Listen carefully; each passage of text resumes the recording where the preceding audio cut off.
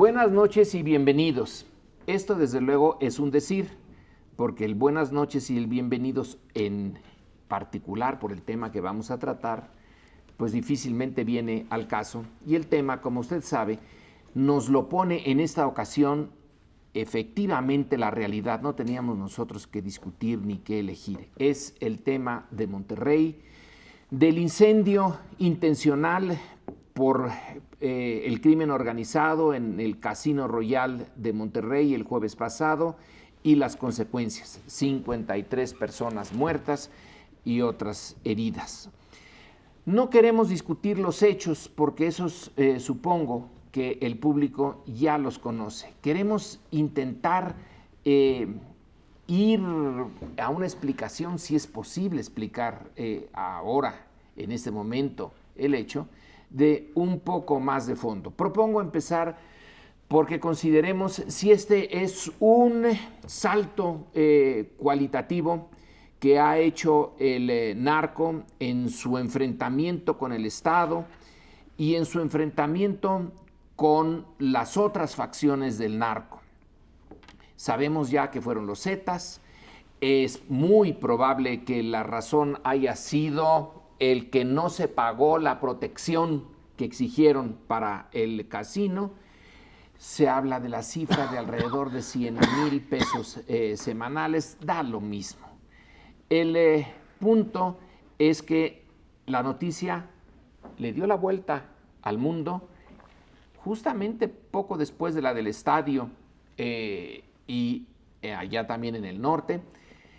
Y lo que nos preguntamos es, ¿dónde estamos y a dónde vamos con este tipo de violencia? Ese es el tema de esta sección, pero en la siguiente también volveremos sobre lo que significa lo acontecido en Monterrey. Empezamos, pues. Para mí este hecho es particularmente ominoso, no solamente por el hecho mismo, que hayan muerto un montón de mujeres que estaban en un casino a media tarde de un jueves, en un lugar tremendamente céntrico de Monterrey, de la capital de Nuevo León, sino las condiciones que acompañan el entorno en el que se da el hecho. Se da en una ciudad como Monterrey, que vale la pena insistir, es la segunda ciudad en importancia económica de este país y durante mucho tiempo el emblema del capitalismo mexicano. Digo esto porque los 5 detenidos que anunció el día de hoy el gobernador Rodrigo Medina, uno es nacido en Chihuahua y todos los demás son jovencitos nacidos en Monterrey. No hay forma de decir que vienen del sur y que son inmigrantes, que han llegado a Monterrey y que han llegado a desestabilizar el milagro económico de esa ciudad. Es gente, es lumpen proletariado, si me permiten usar la expresión, nacido en Monterrey y que ha sido reclutado por los Zetas para efectuar una práctica propia de Sicilia, el pizzo famoso que llaman las mafias, que es cobrar a los empresarios por tener una actividad determinada. Que eso suceda en alguna montaña perdida, en el sur de un país remoto, donde la acción del Estado no tiene, digamos, posibilidades de ser efectiva, vaya y pase, pero que pase en la capital de Nuevo León y que en una avenida tan céntrica todo mundo diga, porque es leyenda urbana en Monterrey, que se cobra por hacer esa actividad y que un grupo como los Zetas puede ejercer eso, sí es una cosa peligrosísima porque demuestra el control territorial que hoy tienen sobre la capital del estado de Nuevo León y demuestra el fracaso de los operativos locales y federales en una entidad como esa. Insisto en el punto geográfico y en los que participaron en el hecho, porque me parece que es clave entender eso para analizar lo que puede venir. Yo quisiera señalar lo siguiente.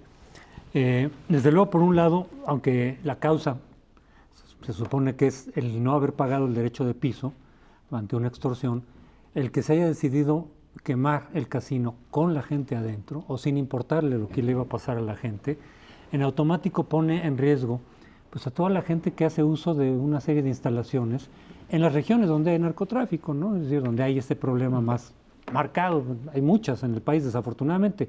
Pero si uno va a un restaurante cuyo dueño no ha pagado el derecho de piso, que puede ocurrir, pues pueden de pronto decidir cobrárselas y con la gente ahí ya no les importa. Es decir, manda desde luego el mensaje de decir, podemos ir a cualquier espectáculo, a un cine, ¿cómo sabemos que no está siendo extorsionado? ¿Cómo sabemos si el dueño está pagando no sus cuotas y que entonces puedan cobrársela con nosotros adentro? Entonces sí, ya desde luego que eso genera mucho mayor impacto en la inseguridad, en la sensación de temor. y desde luego con consecuencias económicas, dispara para todos lados. Y lo segundo, puede ser que incluso el decir pues, que la gente se muera de una vez sea deliberado para elevar los costos a la estrategia del gobierno. Es decir, el terrorismo eleva los costos porque entonces más gente empieza a decir, oigan, ya párenle. Ayer mismo en Monterrey hubo marchas de gente que dice que se cambie la estrategia, que renuncie el gobernador. Es decir, desde luego que a través del terrorismo puedes impactar a sectores de la sociedad que digan, ya, párenle, ¿no? Esto está de locos. Además, digo, en fin, con tan poquitos adictos que hay en México, ¿no? Se justifique que se incendie el país de esa manera. Pero tiene mucho que ver con la estrategia, porque una estrategia disuasiva como la que se lleva a cabo en Estados Unidos hace que lo racional para los cárteles que operan allá, desde luego que también los hay, son los que manejan la distribución, también producción de drogas allá, no les convenga atacar a la sociedad o afectarlos, y mucho menos casos de terrorismo. Es decir, se les dice, ustedes no rompan estas reglas, hay un acuerdo implícito. Aquí está anatemizado hablar de cualquier acuerdo, pero allá hay acuerdos.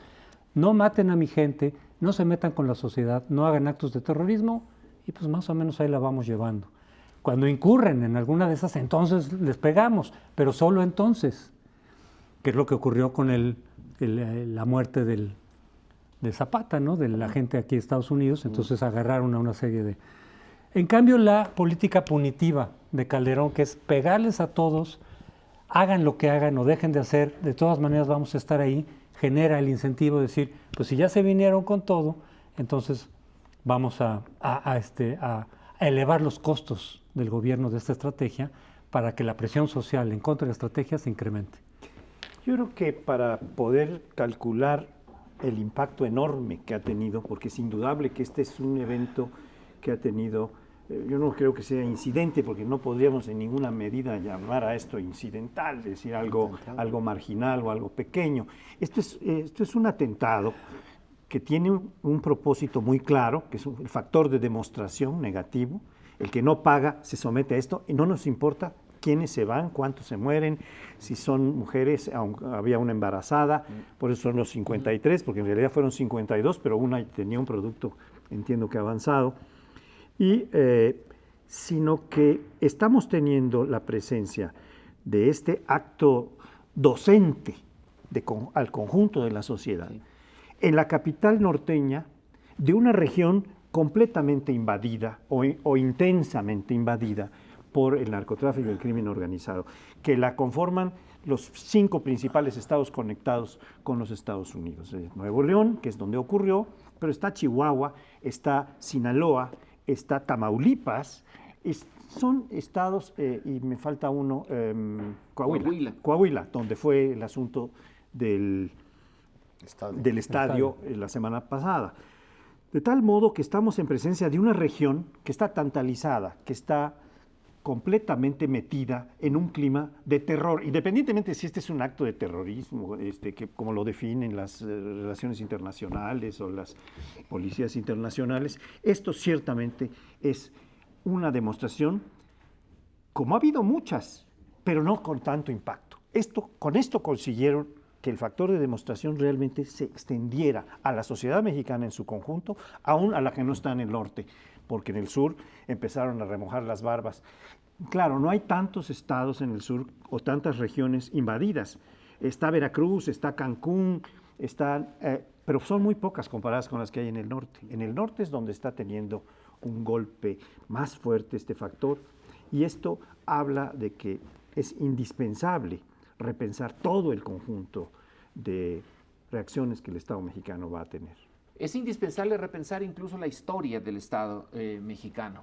Durante un tiempo se vio a Monterrey y a la región, que tiene un impacto inmediato, como un ejemplo en donde la clase dominante económicamente era también la dominante políticamente.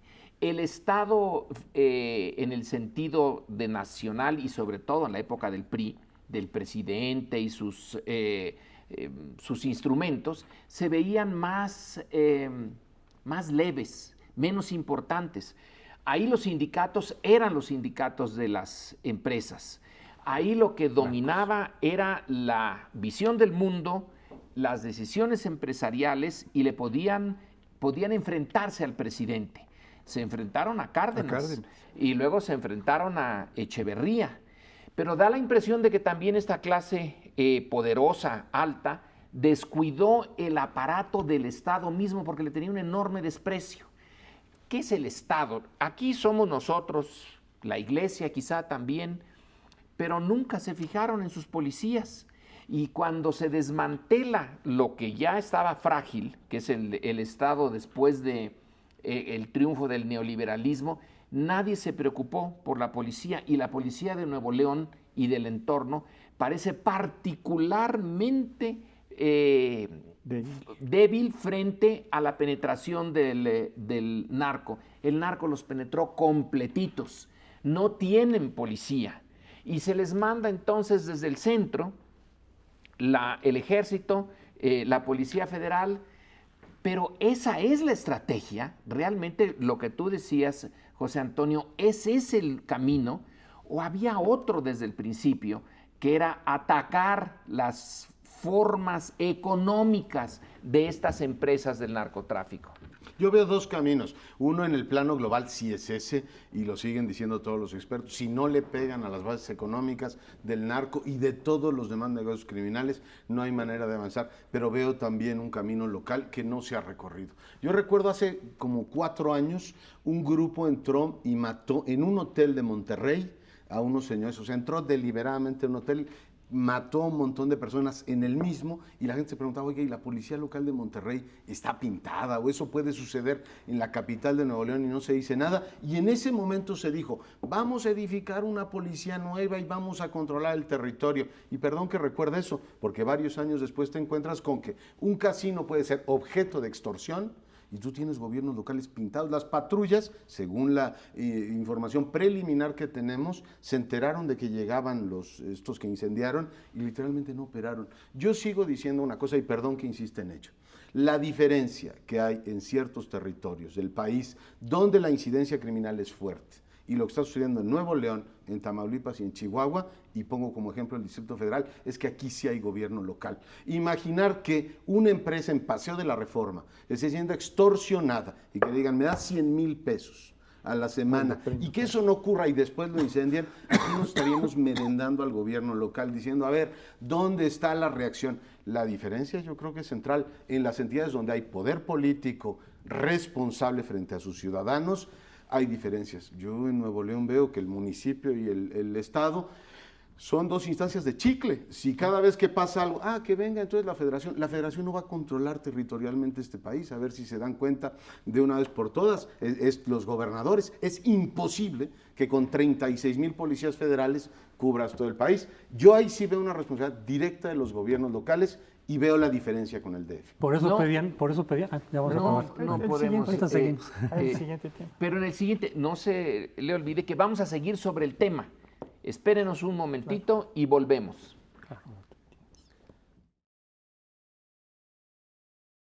Qué bueno. Bueno, y el atentado en Monterrey ha generado, por supuesto, reacciones de todo tipo. La primera es indignación profunda, condena de los hechos, la violencia, esta sorda, descarnada, ha generado efectivamente esta unánime condena, esta unánime reprobación al hecho, y al mismo tiempo ha generado una serie de llamados. El jefe del Estado el viernes mismo hacía una locución que se repitió por la noche, planteando una serie de temas, llamando a la unidad, y una serie de temas que están pendientes del legislativo. Esta cuestión se ha efectivamente replicado en desplegados del Consejo Coordinador Empresarial, que hoy aparecen en prensa diciendo, necesitamos unidad y necesitamos una agenda mínima de propósito. Y plantean desde la aprobación de la Ley de Seguridad Nacional, el tema del mando único, básicamente el tema del lavado de dinero, que es central, que están todavía bajo la cuestión esta del examen legislativo. Yo me sigo preguntando si efectivamente ayuda a establecer responsabilidades precisas de lo que ocurrió en Monterrey, que es el tema que, en fin, nos convoca el día de hoy, estos llamados generales a atender todo y al mismo tiempo, en vez de trazar responsabilidades precisas. Yo sigo creyendo, salvo su mejor opinión, que el Sistema Nacional de Seguridad Pública nos sigue debiendo a los ciudadanos de este país el elemento básico de cualquier democracia, que es rendición de cuentas. Es decir, llevamos varios años instrumentando un montón de programas en un montón de entidades, desde Michoacán hasta Tamaulipas, y uno se pregunta, a ver, todo ese dinero que se ha gastado, todos esos operativos que se han hecho, ¿en qué han permitido ir mejorando? ¿Cómo vamos cambiando este país? Yo sigo creyendo que no tenemos una rendición de cuentas clara, y por consiguiente, cada vez que hay un episodio como este es particularmente ominoso, empieza la responsabilidad general, llamados a la unidad, que no tengo la impresión de que encaminen verdaderamente la discusión hacia propósitos precisos y sobre todo afincar responsabilidades precisas. Sí. Yo estoy de acuerdo y voy por el mismo camino, un poquito diferente. ¿Unidad para qué? Unidad en abstracto es imposible. ¿No nos acordamos que en el 2006 quienes hoy dirigen el gobierno y el Estado hicieron todo lo posible porque no hubiera unidad, por llamar a una parte del espectro político mexicano un peligro para México? No puede haber unidades con peligro para México, por favor, era casi una traición, y ahora sí piden unidad. Unidad en este caso tiene que tener contenido. El problema central es la corrupción, y que nos digan, antes de llamar a la unidad, el diagnóstico y cómo en concreto van a proceder en contra de la corrupción. Ya es el 5º año de un gobierno, ya debieron de haber tenido algo que hacer al respecto y no lo han hecho. Entonces, el 11:45, ya que van de salida, unidad, y hacen una gran campaña. Bueno, unidad para que pónganle nombre y apellido. Rendición de cuentas es parte del problema, o la no rendición de cuentas del problema de la corrupción. Bueno, yo creo que para poder hablar de unidad habría que ver primero qué es lo que está dividido y cómo está confrontado. Es decir, las distintas batallas o peleas o conflictos que está habiendo en la sociedad mexicana, al interior del Estado, que no es ningún bloque monolítico, en las distintas entidades de la República, la batalla que está teniendo la sociedad civil que desconfía del Estado, la batalla que están teniendo los 12 carteles entre sí y con el Estado, entre sí, para ganar territorios, para tener mayor poder y vender más droga, y desarrollarse como autores de muchos tipos de delitos, trato de personas, en fin, todos los que sabemos, extorsión, en fin, todo esto.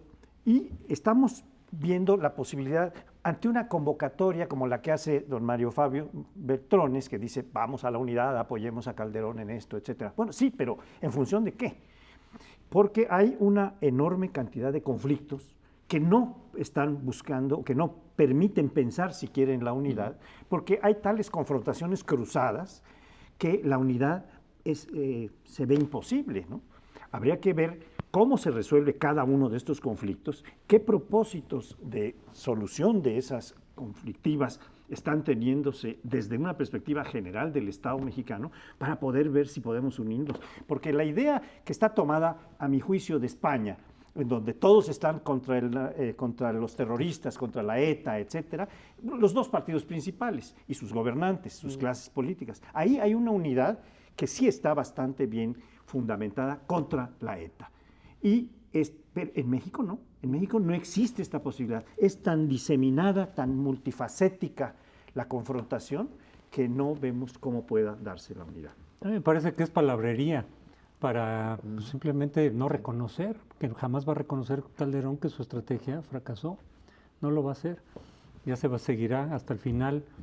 Y entonces, bueno, que la unidad, una frase también que me llamó la atención de Calderón, somos mucho más grandes que la ridícula, como había dicho antes, ridícula minoría. Sí, pero no es una guerra convencional. O sea, aquí podemos haber 100 millones de este lado y 500,000 del otro lado. Pues, pero no es una guerra convencional en donde nos den un arma y vámonos contra los sicarios de los capos. Es una guerra de guerrillas, donde además la sociedad civil pues está en lo suyo, ¿no? Pues estas cosas, pues, ¿a qué vienen, no? Simplemente es la grandilocuencia para pues distraer el asunto central, que es, ¿y ahora cómo le hacemos? ¿Está resultando o no está resultando la estrategia? ¿Eso estaba contemplado o no? Cuando Calderón decidió esta estrategia, le dijeron que podía haber actos de terrorismo que iba a afectar ya absolutamente la seguridad, o no. pero somos más grandes que ellos, ya son como llamados. Y hablando de la corrupción, que efectivamente la cruzada tenía que haber sido contra la corrupción, porque es ahí donde se alimenta todo tipo de crimen organizado, narcotráfico, con la corrupción pública también, de policías, de funcionarios, aduanas. Esa tenía que haber sido la cruzada que hubiera tenido ahí sí el apoyo y la unidad de todo el país, decir, órale, pero a todos los planos, en todos los niveles, que eso era afectar a la clase política. Pero es que la corrupción sale por todos lados. Cada vez que hay un evento de estos, ya sea accidental como el ABC o ahora provocado, sale la corrupción. Es decir, no habían todas las cosas en regla, no estaban las puertas de emergencia adecuadas, quién le dio el permiso ahí sin haber revisado. O sea, siempre vemos por todos lados que todo el país está organizado bajo criterios de negligencia, de desorganización, de improvisación y de corrupción. Tienes toda la razón. Yo entiendo que el propósito del llamado es, a ver, condenemos los hechos. Yo creo que la inmensa mayoría de los mexicanos condenan esa violencia irracional en contra de gente que ni la debía ni la tenía. El tema es que no se deriva una agenda precisa de compromisos. Yo veo que el Ejecutivo se ha instalado en una práctica muy común, además el legislativo en México se lo merece, es decir, no me has dado legislación en seguridad nacional, no me has dado mando único, no me has dado lavado de dinero, y todo eso es cierto. Lo que no veo es que en el propósito de generar unidad haya una autocrítica suficiente por parte, ya hablaba de los ejecutivos locales, que parece que son zona de desastre, buena parte de los gobiernos priistas en este país, estos que hablan del Estado maravilloso que tuvimos, decir, bueno, y el Nuevo León, ustedes lo han gobernado prácticamente todo el tiempo, en Tamaulipas lo han gobernado siempre. Por tanto, uno diría, ¿y dónde está ese Estado maravilloso también, del cual hablan? Coahuila también, efectivamente, pero en el Ejecutivo Federal sí haría falta una autocrítica mínima. La PGR es zona de desastre, ya lo platicábamos hace 4 o 5 semanas. ¿Y qué nos dijeron? Que removieron a 21 delegados y que ahí vienen nuevos, que estos sí son buenos. Ve uno las aduanas, ve uno migración, todo es zona de desastre. Y la última, y no hemos visto responsables. Desde el aeropuerto de la Ciudad de México, conecto los dos hechos, pero tiene que ver con la responsabilidad, la rendición de cuentas. Un copiloto de una conocida empresa mexicana llevó 30 y tantos o 40 kilos de cocaína y pasó por todos los filtros de seguridad del Aeropuerto Internacional de la Ciudad de México. Yo les pregunto a ustedes, ¿ha renunciado alguien? El Ejecutivo ha dicho, nos parece particularmente grave que en un asunto tan delicado como el Aeropuerto Internacional se nos pueda colar eso. Igual se pueden colar explosivos o igual cualquier día sucede cualquier cosa con estos bárbaros. Yo creo que sí hace falta una autocrítica para que la unidad sea más creíble. Hace falta autocrítica, pero por toneladas. Esas toneladas que el periódico nos dice ahora, Excelsior, si mal no recuerdo, sale la noticia de que el Chapo Guzmán es ya el principal, es el rey de las anfetaminas en el mundo. Entonces viene el incidente de Monterrey y un anuncio de un gran éxito de la empresa de narcotráfico del Chapo. ¿Cómo se puede ser el rey de las anfetaminas si no se tiene el control de las aduanas? Tiene que a fuerza que venir por una enorme corrupción en las aduanas que le permite tener los insumos aquí para luego unirlos a la heroína, a la cocaína y a la marihuana, y todo junto ya tiene los canales. Claro. Es el capo más exitoso. Entonces, ¿qué estamos llamando a la unidad cuando tenemos al lado al capo más exitoso? Bueno, que nos digan cómo va a acabarse con ese capo, al que, por cierto, casi no han tocado. Yo creo que también habría que destacar que ha sido otro el éxito que han tenido los Zetas a nivel internacional. Además del Chapo, los Zetas han tenido un éxito enorme y están teniendo tratos con la mafia italiana y están dividiendo ya el mercado en Europa, nada más compitiendo con los serbios, los mexicanos, ¿verdad? Por supuesto, en alianza con los dueños del terror y de la mafia italiana. Están vinculándose, están asociándose, como hacen los grandes empresarios que se asocian para no desaparecer. Bueno, aquí los Zetas están reportándose como exitosos. Acabo de leer un artículo en el Economist de este asunto, de esta vinculación entre la mafia italiana, los serbios y los Zetas mexicanos, que ya son los grandes representantes del crimen organizado en el planeta. Ahora que hablabas del Chapo Guzmán, decir, bueno, ¿cómo mete todos los materiales para hacer las anfetaminas? Me recordó el caso de Shen Li Yewon, mexicano de origen chino, que bueno, le encontraron todo este dinero y demás, porque a la mera hora resultó que él fue el único culpable de todo ese dinero. O sea, pudo hacer todo ese dinero, metía también los materiales de venta para materias primas para drogas, solo. O sea, de un ingenio impresionante porque los metió solo, porque no hubo ningún responsable de aduanas, ni de ninguna secretaría, ni de permisos, ni de laboratorios, ni de nada. Y solito hizo esa cantidad de dinero. Entonces, evidentemente no se quiere combatir la corrupción a fondo, porque se pisan los callos ellos mismos, porque la clase política, con sus excepciones por supuesto, tiene sus negocios enraizados en toda esta estructura, de donde viene precisamente buena parte de lo que hace el narcotráfico con éxito. No se quiere combatir a fondo la corrupción, que repito, es donde le permite hacer estos movimientos tan exitosos al narcotráfico. Sí, recordar que solo hay crimen organizado ahí donde hay organizaciones criminales y connivencia de los aparatos del Estado, si no, no opera el negocio. Tenemos que hacer una pausa, volvemos, no se vayan. De hierro.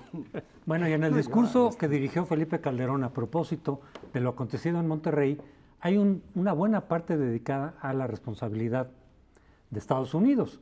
Entonces dice, claro, este tipo de cosas pasa porque estamos pegados a un país cuyo mercado narcotráfico es el más grande del mundo y donde además hay la venta de armas con toda flexibilidad que provocan lo que está pasando en México. Bueno, pero eso ha ocurrido desde siempre, desde hace por lo menos 50 años. Y no pasaba lo que está ocurriendo ahora, no pasaban este tipo de tragedias y de atentados. Es decir, esa variable ha estado ahí todo el tiempo. Tiene que haber variables adentro que expliquen que esté pasando eso, pero esas son las que Felipe Calderón no quiere reconocer, que es su propia estrategia.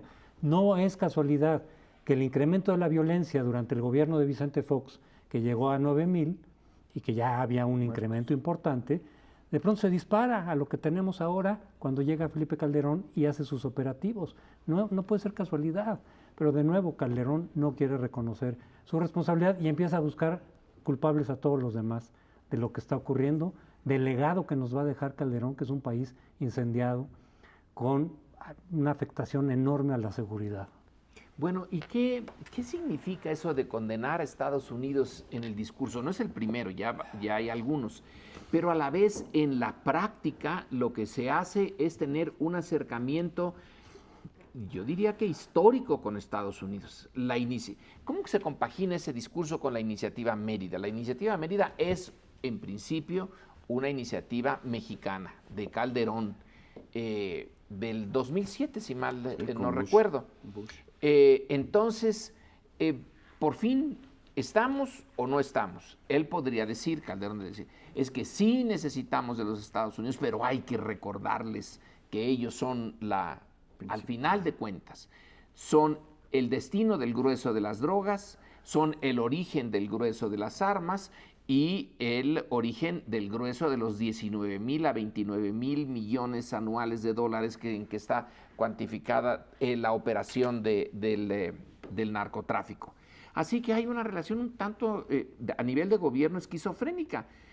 Por un lado, se nos dice vía el New York Times, vía 2 artículos de Ginger Thompson, que estamos a partir un piñón con la CIA, con la DEA, con el Pentágono, que ya ahora por primera vez se pueden meter policías mexicanos a hacer sus preparativos dentro de Estados Unidos y regresar a México para que no los detecten otros policías mexicanos que se supone que están al servicio del narcotráfico. Eso no nos lo habían dejado hacer antes.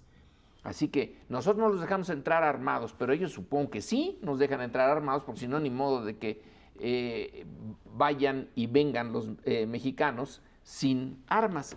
Pero hay ahí una relación de amor-odio, ¿no? Que no queda claro cuál es el objetivo principal de Calderón frente a Estados Unidos en esta lucha contra el narco? Yo creo que hay una confusión estratégica, o sea, no sabemos bien qué queremos con los Estados Unidos. Por un lado, vienen estos, no es la primera vez que lo dice, yo creo que algunos puntos del presidente son precisos. Por ejemplo, no puede ser que al mismo tiempo que presionan a gobiernos latinoamericanos para que se combata las drogas, en muchos estados norteamericanos se esté liberalizando el consumo o simple y llanamente no lo persigan. Yo creo que ahí sí hay un elemento en donde tiene mucha razón en señalar este comportamiento ambiguo de nuestros vecinos, el que no quieran hacer nada por controlar las armas, en fin, hay varios puntos en los cuales creo que le asiste la razón al hacer la crítica. Lo que no veo es que quiere. Por un lado, hay todo lo que describe Lorenzo y toda esta tendencia que tenemos desde la iniciativa Mérida hasta ahora, que es corresponsabilidad. Usted pone dinero y de esa manera demuestra que el problema también es suyo. Para salir del atolladero en el que nos metió Fox, ¿se acuerdan? En 2004-2005, cuando tuvimos toda esta serie de reproches con los Estados Unidos, salir de eso era corresponsabilidad. Lo que no sé ahora es qué quieren. Si quieren más dinero, el presidente dijo en Guatemala hace algunos meses, hablaba del mercado de la cocaína en torno a los 27,000 millones de dólares. Y decía, necesitaríamos un esfuerzo similar para combatir todos los cárteles que se dedican a la cocaína. Y yo me pregunto, y recuerdo un razonamiento que tú hiciste, Lorenzo, cuando arrancó la iniciativa Mérida, ¿realmente necesitamos el dinero de los norteamericanos para hacer frente, para mejorar nuestras capacidades? Yo creo que hay que decidir si realmente queremos eso. Y rápidamente digo algo, que critique a los Estados Unidos puede tomarse como un discurso, digamos, de cara a la galería. Lo que debió, desde mi punto de vista, decir el presidente es, este no es un tema directamente ligado a las drogas, esto es una extorsión por, ¿cómo le llaman? Derecho De piso. De piso. Bueno, que le pida al alcalde y le pida al gobernador con la fuerza con lo que en los otros tiempos se decía, a ver, usted es responsable de que en el centro de Monterrey no se esté cobrando eso. ¿De eso qué culpa tiene Estados Unidos, el mercado de las drogas y todo lo demás? Asignemos responsabilidades con seriedad.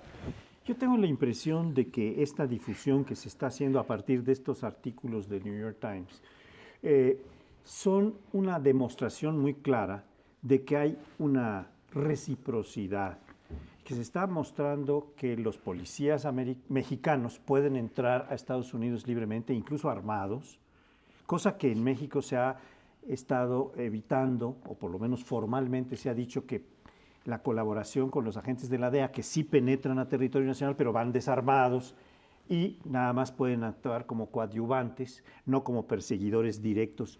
Está habiendo aquí un primer planteamiento de reciprocidad. Si nosotros los dejamos entrar a sus policías a perseguir el delito en nuestro territorio, dicen los norteamericanos, entonces pues está claro que ustedes nos tienen que... Y hay un elemento que habría que adicionar, la concepción esta de la que hablábamos en un bloque anterior del terror. Cuando el terror está definido internacionalmente, hay una serie de reglas internacionales que permiten al conjunto, a la comunidad de naciones, intervenir en aquellos lugares donde está habiendo terror. Y esto es muy claro para Estados Unidos. Estados Unidos interviene claramente en donde considera que puede haber terror que afecta al conjunto de la especie y especialmente a sus intereses, ¿no? Francisco José, disculpa que te interrumpa, pero formalmente México no ha suscrito esto. No ha suscrito, entonces ni Estados Unidos lo ha aceptado. Entonces no hay terror en México. Bueno, correcto, pero estamos, lo que yo quiero decir, tienes razón, pero lo que yo quiero decir es que se están sembrando argumentos para decir, oigan, ¿no pueden ustedes continuar en una política del siglo XX o del siglo XIX, en donde esto no se permitía, en donde la concepción de la soberanía era tan extrema que no se permitían hacer estas cosas? Ahora tenemos que entrar en una colaboración. Mire, tan estamos entrando que los dejamos pasar a nuestro territorio. Aunque no esté firmado nada, en la práctica, en la política real que se está desarrollando, está habiendo y van a reclamar reciprocidad. Esto es lo que... Ahora, decías Leonardo, que hay una contradicción entre lo que hace Estados Unidos en su propio territorio y lo que hace en México. Siempre la ha habido, porque las estrategias que aplica Estados Unidos allá, de tipo punitivo que señalábamos en un segmento anterior, son muy distintas a las que nos exigen a los gobiernos latinoamericanos.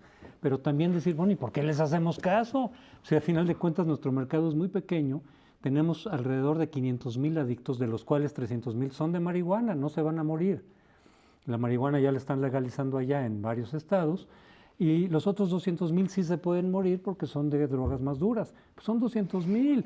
frente al mercado enorme que hay en Estados Unidos y la cantidad de adictos que hay en Estados Unidos, decir, bueno, vamos a incendiar el país para proteger a nuestros pocos adictos en lugar de tratarlos con prevención, con rehabilitación, etcétera, tratamiento médico, o para proteger a los de allá cuando ellos no hacen lo necesario.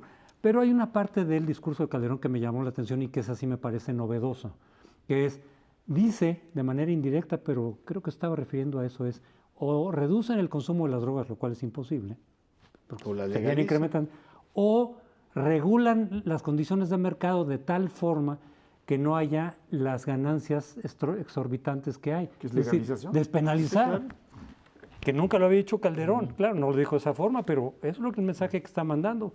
Es decir, primero ha dicho, oigan, prohíban la marihuana otra vez, porque es absurdo que nosotros estemos combatiendo acá, y ahora dice más bien, hagan lo necesario para rebajar. Pues claro, ese es el asunto, el centro de este problema, es reducir las ganancias exorbitantes que permiten que tengan armamento equivalente al ejército o a más. Hay cálculos que dicen, pueden comprar 3 veces de armamento de un ejército. Pues, ¿cuándo van a poder contra eso? Capacidad de corrupción.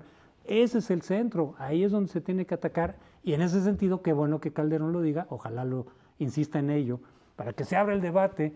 Decir, oigan, ya esto no tiene para dónde, hay que ir despenalizando y entonces reduces, no resuelves el problema, pero lo reduces significativamente.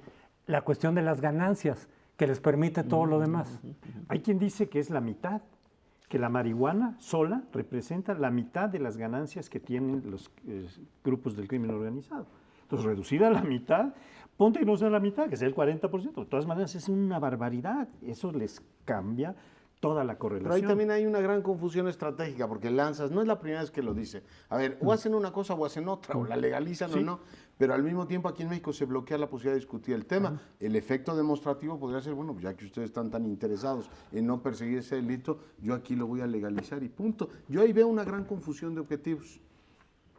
Y la idea de la legalización, que nosotros del consumo, para no estarlos criminalizando y no hacer esto tan brutalmente de mercado negro, si ya lo habíamos intentado en los 30 y principios de los 40, nos impusieron ellos, los norteamericanos, fueron los que nos impusieron las fórmulas que ahora tenemos como centrales y ya las hicimos propias. Ahora dices repensar, pero el tiempo, José Antonio, cuando estabas tú diciendo vamos a abrir el debate, es que todos los días están matando, todos los días están muriendo, ya es algo muy urgente, el debate tiene que ser rápido, ya, y llegar a conclusiones, porque otros problemas pueden arrastrarse en el tiempo.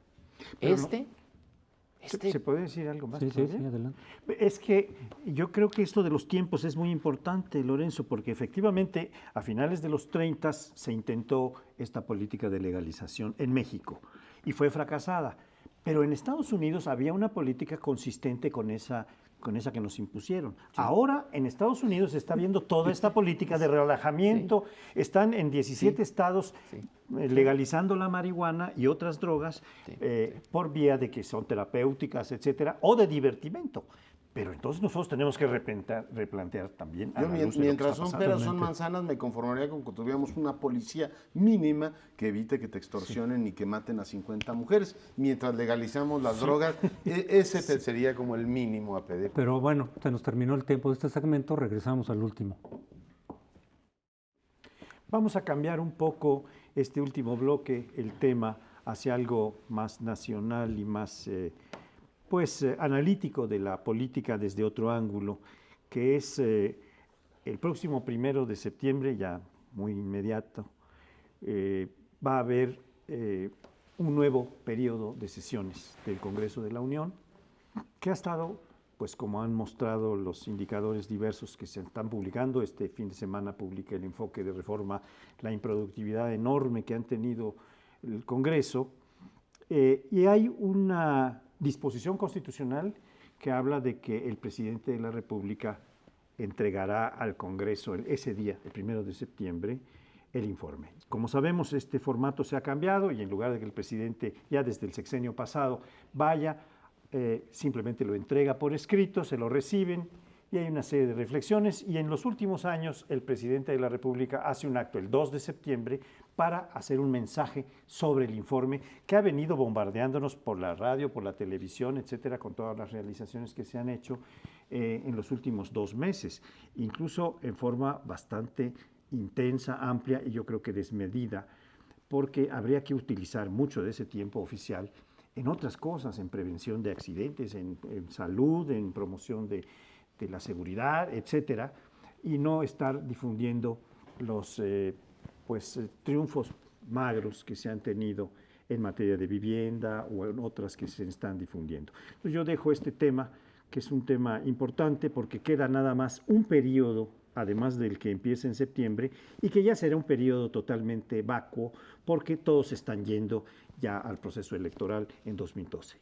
Pues nos pusiste 3 balones en la mesa. Los tiempos del Estado, creo que en algún momento hay que discutirlos, si realmente se hace un uso provechoso de esos tiempos que se deben usar para comunicación política. A los partidos políticos los tenemos hasta en la sopa, siendo no periodo electoral, los estamos oyendo. Creo que es un gran tema, pero en el asunto que tiene que ver con la agenda legislativa, este país tradicionalmente presidencialista le endosa al presidente casi toda la responsabilidad de todos los temas, pero hay que recordar que en el 2009 el soberano decidió darle mayoría al PRI y al Verde Ecologista.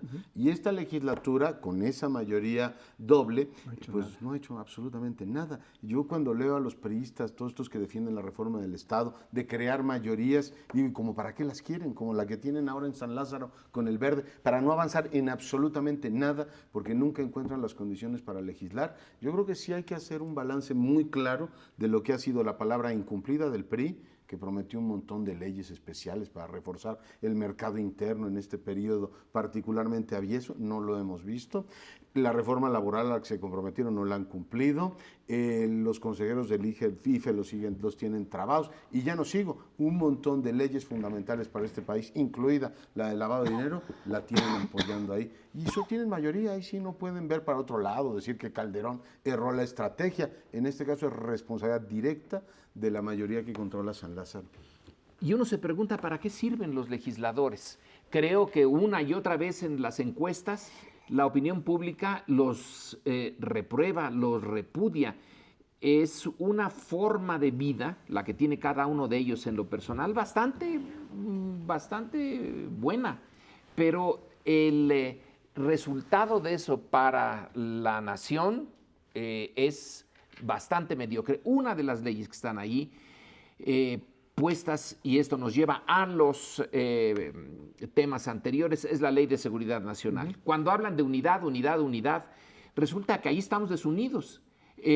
Javier Sicilia representa una visión que sí tiene contenido para alguna parte de la sociedad y dice, no, esa Ley de Seguridad Nacional no, porque es darle una presencia al ejército y a las Fuerzas Armadas que realmente no tiene mucho sentido. Ya Fernando Escalante, en un artículo que publicó en Exos hace tiempo, señala que es justamente donde se presentan con gran fuerza y énfasis las Fuerzas Armadas, donde más se violan los derechos humanos y donde más violencia hay. Entonces, el legislativo debía de haberle entrado sí al tema de la Ley de Seguridad Nacional, discutiéndola, no dejándola a un lado, sino discutiéndola a fondo y tomando una decisión al respecto. Ni discutió ni tomó la decisión. Yo creo que no se puede esperar demasiado de este último periodo ordinario, por lo que decía Paoli, ya se van a involucrar completamente en la contienda interna de los candidatos y después ya la elección presidencial. A lo mejor se avanza en algunas de las cosas que están pendientes, de las muchas que están pendientes, pero se ve difícil, lo cual nos lleva de nuevo a cuenta a replantear los calendarios del Congreso que fueron hechos para un sistema de partido hegemónico, donde en realidad no había gran debate ni negociación ni controversia, era simplemente la caja de resonancia, pasar el trámite de las iniciativas del Ejecutivo, pero ya en las circunstancias de pluralidad política, de gobierno dividido, pues es un calendario totalmente disfuncional, en donde se reducen significativamente los tiempos hábiles en donde realmente se puede negociar, legislar, se reduce muchísimo. El primer año apenas se están acomodando, en fin, se puede hacer algo. El segundo quizás se puede hacer muy productivo. En el tercero hay elección intermedia, entonces también los partidos se vuelcan sobre la elección intermedia. En el cuarto, pues algo se puede hacer. Y en el quinto, que es en el que estamos, ya empezó la sucesión presidencial y el sexto es año de elecciones. Entonces, en realidad son casi 2 años de 6 los que son más productivos o en donde las condiciones de negociación y diálogo son más son óptimas, ¿no? En la relación ejecutivo-legislativo. Sí, la verdad Pero es entre que los partidos también. Entre cuando los se propios preguntaba partidos. Leonardo para qué nos sirven, y también Lorenzo, pero sobre todo Leonardo cuando decía, para esto quieren las mayorías que lograron PRI Verde, bueno, las quieren no solo para no producir, sino para bloquear lo que los senadores habían estado produciendo. Mal que mal, los senadores enviaron varias iniciativas, la Ley de Seguridad Nacional, la laboral, mandaron la reforma política, y los otros solo sirvieron para detenerlas, velarlas, cancelarlas definitivamente. Ahora, habría que aclarar que nos quedan 2 periodos legislativos. Uno es este, que empieza en septiembre y termina en diciembre, 15 de diciembre supuestamente. Y el último. El último, que es el del año próximo. Pero el año próximo, como tú ya apuntabas, va a haber no solo el cambio de presidente, que ya de por sí es grande, no solo el cambio de todo el Congreso, sino 15 elecciones estatales y 700 y pico de elecciones municipales, 15 de las cuales en 7 se cambiará el jefe del Ejecutivo. Digo, no digo gobernador, porque el del Distrito Federal que también entra no es de gobernador, sino jefe de gobierno, pero 6 cambian gobernador. Entonces va a haber es la elección más grande de la historia que hemos tenido en México. En cuanto al involucramiento, los representantes, los partidos, se va a extender, de manera que el Congreso va a quedar totalmente borrado. Además, muchos de los diputados propietarios se van para ver qué logran en la campaña y no van a estar ahí presentes. Los que llegan suplentes no van a tener la menor idea de nada, ¿no? Yo tengo un sonoro desacuerdo contigo, José Antonio, aunque en el fondo estoy de acuerdo contigo en un punto. Sí hay un problema de calendarios de sesiones, pero ¿podrían estar sesionando todo el año? Si una mayoría no quiere decidir, el PRI no quiere tomar decisiones en el mercado laboral, no tiene una idea clara de qué hacer con la Ley de Seguridad Nacional, no tiene una idea clara de qué hacer con el lavado de dinero, podrían sesionar 2 veces al día. De todas maneras no deciden. Aquí el problema es que la mayoría que tiene el poder en San Lázaro no sabe a dónde quiere ir. Y el diputado 501 en algún momento dijo, es que son las elecciones de Estado de México. Una vez que las saque, vamos a sacar las reformas. Pues no cumplieron. Y hubo de por medio una excitativa del presidente de la República para que hubiera un periodo extraordinario. Por aquí les entró, por acá les salió. Vamos a ver si en el ordinario sí le da tiempo. Pero esto de que es que vienen elecciones, todo lo demás, hay que decirlo con toda claridad. Nuestros vecinos tienen periodos de 2 años.